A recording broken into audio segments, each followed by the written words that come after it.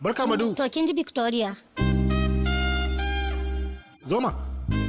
Lallai wannan. Wace kaniyar kuma kake yi ana?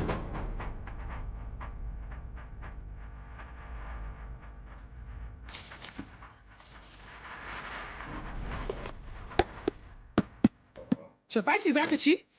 Shinkafa dai.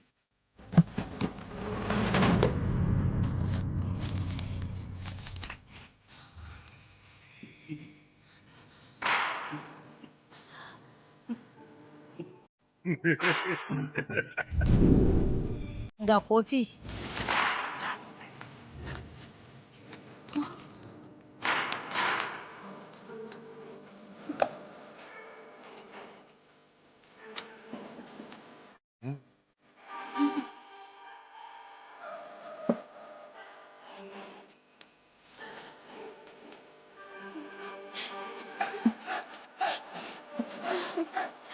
Ki da ni Maya, wallahi gaskiya nake gaya miki yanzu. Hatta ko kuma yanzu ni ba sha nake ba, na rantsa miki wallahi. Sha mun daga nan.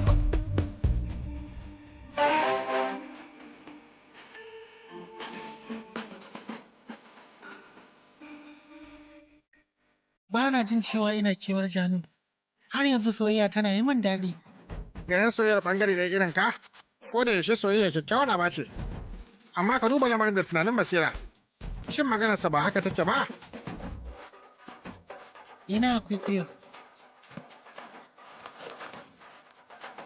Soyayya ta hada fada shi.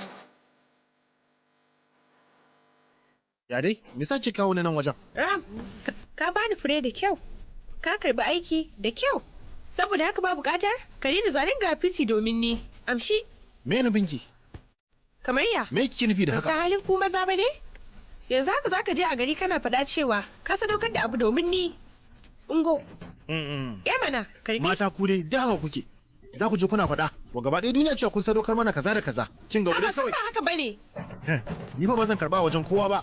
To ma, kuna da bambanci ne? Akan zaka ƙara so kaɗan haka kai ta babbar shela. Na gane.